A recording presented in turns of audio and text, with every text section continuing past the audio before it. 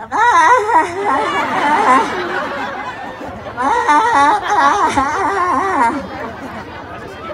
ano?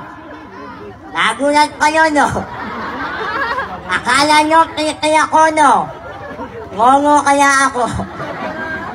Yung naunang kandidata, dahil sa mukha mo, nauso ang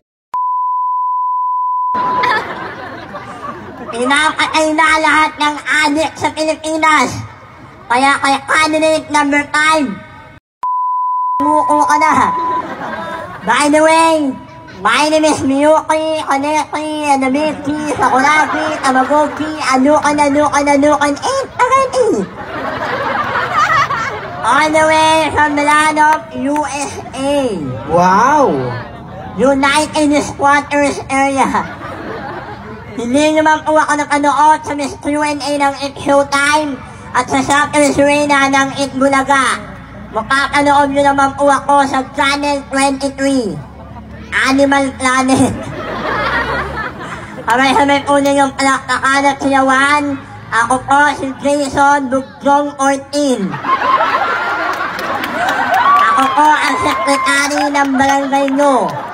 Kaya sa lahat ng mga kagawan at kapitan dito, huwag kayong palautos, baka paluktukin ko ulo nyo.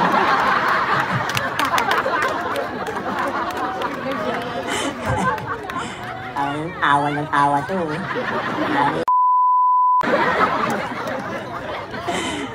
Sabay-sabay po ninyong palakpakan at siyawan ang baklang ng kauso ng pastas na swimsuit sa buong Pilipinas.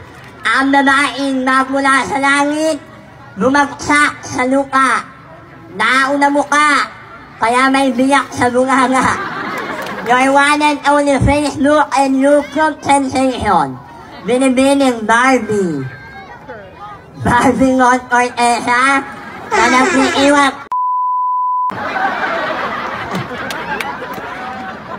Hindi na nga maintindihan, no?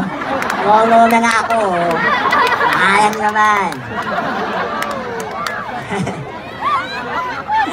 Wala tuloy ako. Masubukon na sa gawa ko. Ano ako? Siyawin na. Huwag ka na magalit.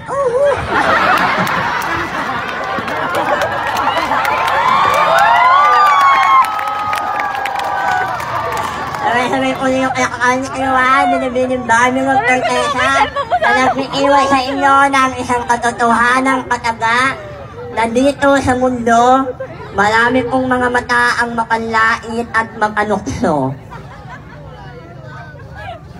Kasi kapag makakakita sila ng bakla, ang lagi nilang sinasabi kami daw po ay salot sa lipunan.